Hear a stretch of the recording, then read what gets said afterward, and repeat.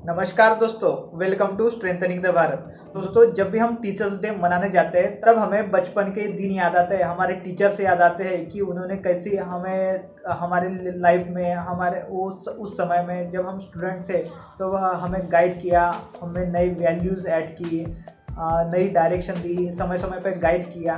तो वो सब चीज़ें याद आती है। और दोस्तों, सच में हमें ग्रेटफुल रहना चाहिए कि हमें ऐसे टीचर्स मिले जिन्होंने हमें समय समय पर गाइड किया, समय समय पर सपोर्ट किया, समय समय पे हमारी क्वेरीज सॉल्व की। So I am also very grateful that I got such a wonderful teachers in my life. So मैं दिल से उन्हें यही कहूँगा कि हैप्पी टीचर्स डे। तो दोस्तों, आप सभी को पता ही चल गया कि इस वीडियो में हम किस टॉपिक पर डिस्कस करने वाले हैं। So let's begin.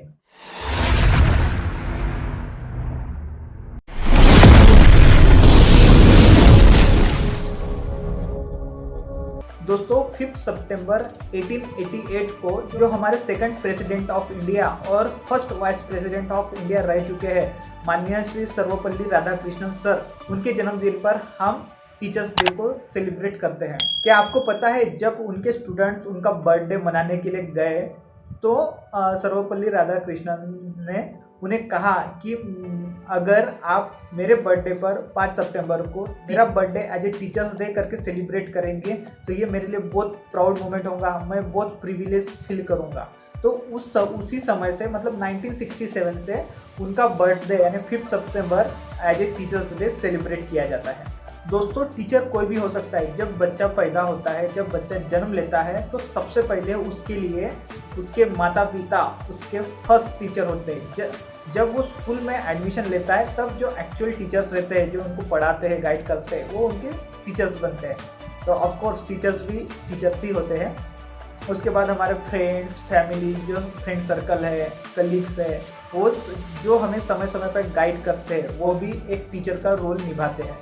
एनीवे दोस्तों, मुझे यहाँ पर 2-3 चीज़ों पे फोकस करना था जो कि एजुकेशन टीचिंग से रिलेटेड है। पहली चीज़ ये दोस्तों, जब हम क्या करते हैं, जब एज ए पेरेंट्स जब हमारे बच्चे को कोई भी जो चैलेंज आ रहे हैं, उसके ऊपर जो सिचुएशंस आ रही है, उसके बीच में हम इंटरवीन करने का काम करते हैं। इससे होता क्या है कि वो बच्चा चैलेंज फेस करने से डरता है और वो आगे चैलेंज फेस करने के लायक नहीं रहता है। फॉर एग्जाम्पल हम डिस्कस करते हैं दोस्तों, जनरल एग्जाम्पल है।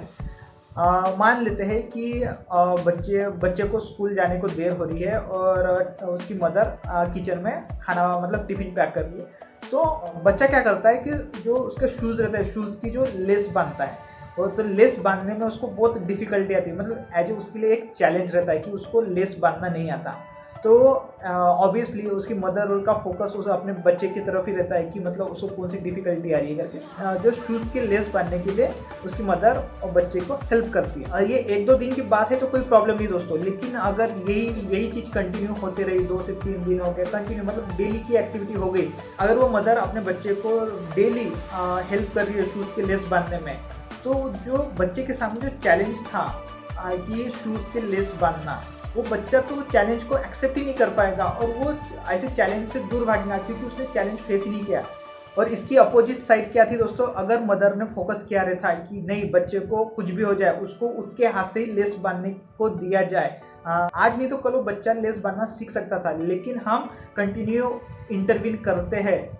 इस प्रकार से दोस्तों, अगर हम कंटिन्यू इंटरवीन करते हैं कभी अपने बच्चों के बीच में और उनके टास्क के बीच में, कभी हम उनको होमवर्क करवा देते हैं, कभी मतलब समझ रहे हैं ना मैं क्या बोल रहा हूँ। तो इससे होता क्या है दोस्तों कि फिर ओवरऑल जो ग्रोथ रहती है बच्चे की, वो कहीं ना कहीं उसमें कमतरता हमें दिखने को मिलती है।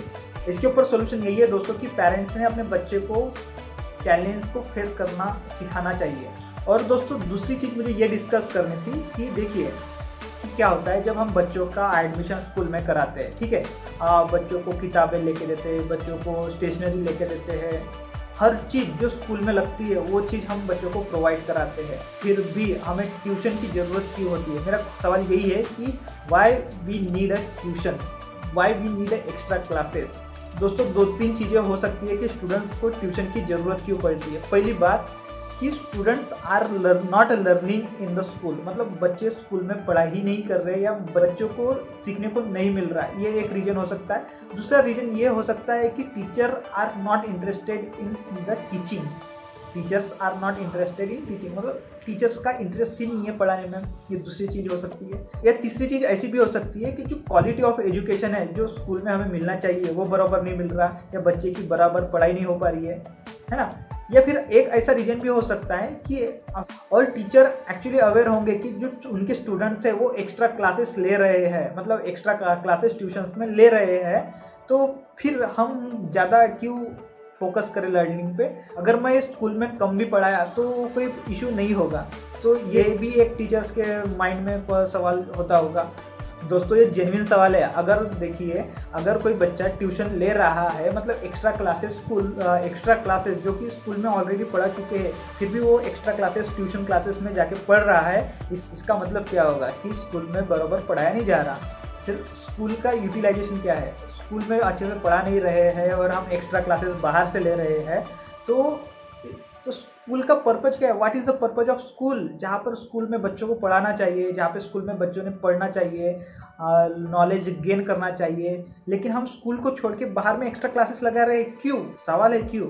चलो ठीक है, मान लेते हैं जो अफोर्ड करते हैं वो एक्स्ट्रा क्लासेस यानी ट्यूशन क्लासेस लगा सकते हैं, ट्यूशन फीस भर सकते हैं, लेकिन ऐसे बच्चों का क्या जो सिर्फ डिपेंड रह सकते हैं स्कूल के ऊपर ही, स्कूल के टीचिंग के ऊपर ही, जो स्कूल में पढ़ाया जाएगा वही उनके लिए इनफ है।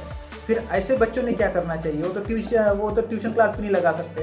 तो ये एक दोस्तों ग्रेव सिचुएशन है। आई होप दोस्तों पेरेंट्स ने और टीचर्स ने ये चीज़ को एक्नॉलेज करना चाहिए और इसके ऊपर फोकस करना चाहिए कि सच में हम कर क्या रहे हैं।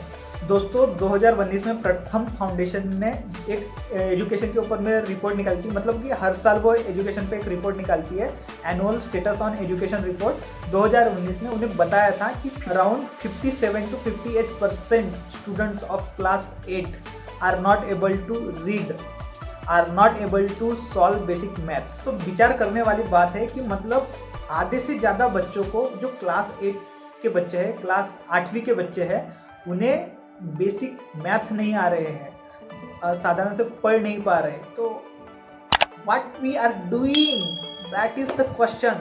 और दोस्तों कुछ दिन पहले की ही बात है, अभी जो 28 अगस्त को जो संस्कार प्रोग्राम हुआ है, वहाँ पे हमने क्विज कंपटीशन लिया था। क्विज कंपटीशन में 5th स्टैंडर्ड से 12वीं तक के बच्चे थे, मतलब 5वीं से 12वीं तक के बच्चों ने पार्टिसिपेट किया था, और क्वेश्चन 6वीं और 7वीं के बुक से ही डिज़ाइन किए थे, और क्वेश्चन बहुत ही बेसिक नेचर के थे जो और जनरलाइज्ड फॉर्म के क्वेश्चंस थे। उस कंपटीशन में भी दोस्तों बच्चों का परफॉर्मेंस क्विज कंपटीशन में नॉट सेटिस्फाइंग, समाधानकारक उनका परफॉर्मेंस नहीं था। मैं यहाँ पर किसी को टारगेट नहीं कर रहा हूँ, मैं यहाँ पर किसी को पर्सनली ब्लेम नहीं कर रहा हूँ, मैं बस जो रियलिटी जो फैक्ट्स है वो बता रहा हूँ। सो दोस्तों ये सिचुएशन को कौन जिम्मेदार है, मैं किसी को ब्लेम नहीं कर रहा, यहाँ पर सिंगल कोई भी जिम्मेदार नहीं है। यहाँ पे ओवरऑल जितने भी फैक्टर रिस्पॉन्सिबल रहते हैं एक एजुकेशन को फुलफिल करने के लिए, मतलब एक स्टूडेंट को फुलफिल कराने के लिए, वो चाहे टीचर हो जाए, यहाँ पे स्कूल हो, या फिर पेरेंट्स हो, या स्टूडेंट इटसेल्फ, कोई भी हो, हर फैक्टर मतलब हर जो इंडिविजुअल है वो इसके लिए रिस्पॉन्सिबल है। तो मैं सभी को सोचना चाहिए कि हम क्या कर रहे हैं, हम किस दिशा में जा रहे हैं। यू नो व्हाट दोस्तों, जब अब्दुल कलाम साहब का एक इंटरव्यू हो रहा था, वहाँ पे उन्हें क्वेश्चन पूछा गया कि आप मिसाइल मैन रह चुके हैं, आप एक साइंटिस्ट रह चुके हैं, आप एक प्रेसिडेंट रह चुके हैं, आप प्रोफेसर रह चुके हैं, आप राइटर रह चुके हैं। तो जब आप प्रेसिडेंट के पद से जब आप मतलब आपका टर्म खत्म हो जाएगा, आप रिटायर्ड हो जाओगे, तो आपको लोग किस तरह से रिकॉग्नाइज कर रहे हैं, मतलब आपकी पहचान क्या होना चाहिए। तो अब्दुल कलाम साहब ने वो सवाल का जवाब दिया। You know, I had a teacher when I was a young boy, 10 years boy, wartime, the Second World War going on. At that time, I used to see in my class, 5th class teacher, in science teacher, his name is Sivasubramania Iyer. He entered the classroom and we used to see the radiation of knowledge from him. When he enters the classroom, my teacher, I see radiation of purity of life. And the way he taught, my dream got shaped. What should be my way of life? He is the person, the teacher gave me the vision of my life when I was a young fellow. Now teacher has got the fantastic opportunity to grow minds, to enrich the minds, and give the dreams to the young people and nurture the dreams with them, and they will become a great human being. Sometime they will become better than you, but better than the teacher. So that opportunity you have. And also the teacher, like what I am doing, I am a professor, I can also do the research. Young researchers will be work with me. That's a great pleasure when they get the PhD.